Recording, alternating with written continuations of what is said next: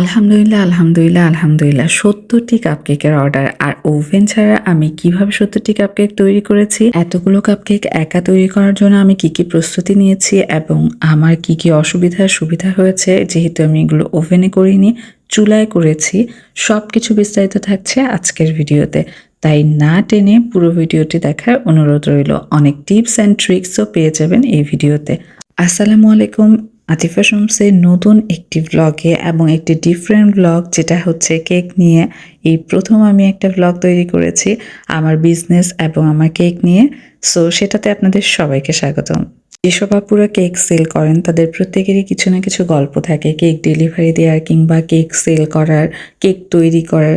এসব দেখতে দেখতে আমারও ইচ্ছে হলো যে আমিও এরকম কিছু একটা করব, কিন্তু আমার কেকের তেমন একটা অর্ডার থাকে না, মানে কাপ কেকের অর্ডারটা বেশি থাকে, পাউন্ড কেক কিংবা ডেকোরেটিভ কেকের অর্ডার থাকে না।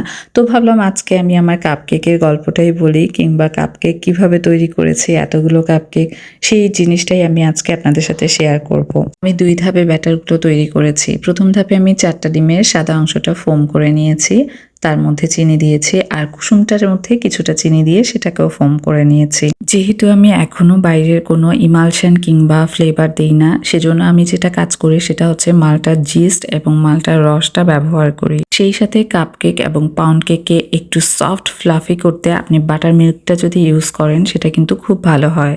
চিনিটা সম্পূর্ণরূপে গলে যাওয়ার পরে আমি এখানে পরিমাণ মতো লিকুইড দুধ এবং তেল দিয়ে এটাকে খুব ভালো করে বিট করে নিয়েছি। সবগুলো লিকুইড উপকরণ একসাথে দেয়া হয়ে গেলে এখানে আমি শুকনা উপকরণগুলো দিয়ে দিব।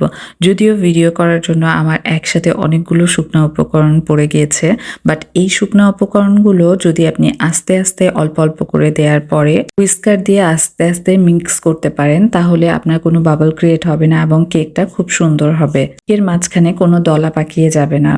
আরেকটি গুরুত্বপূর্ণ টিপস দিতে চাই, সেটা হচ্ছে কাপকেকটা যদি আপনি মেপে দেন, প্রতিটা কাপকেক লাইনারের মধ্যে একই পরিমাণ ব্যাটার দিয়েছেন, তাহলে কিন্তু আপনার প্রত্যেকটা কাপকেক একই সমানই হবে। যদিও তাপের তারতম্যের কারণে একটু 19-20 হতে পারে, বাট সেটা খুব একটা বেশি ভ্যারি করবে না।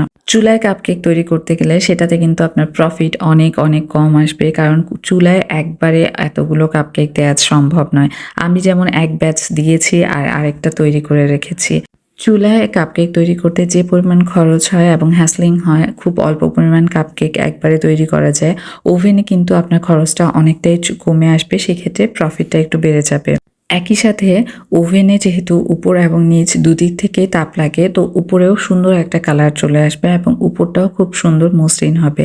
চুলায় এই কাজটা করতে গেলে উপরটা একটু নরম নরম থাকে, আর উপরে একদম পারফেক্ট একটা কালার সহজে আসতে চায় না। এত কিছু সুবিধা অসুবিধা থাকার পরও আমার কাছে মনে হয় বিজনেসের শুরুর দিকে খুব বেশি ইনভেস্ট না করে চুলায় কেক তৈরি করে সেল করা, এবং পরবর্তীতে যখন আল্লাহ তৌফিক দান করবে তখন না হয় বেশি কিছু ইনভেস্ট করা।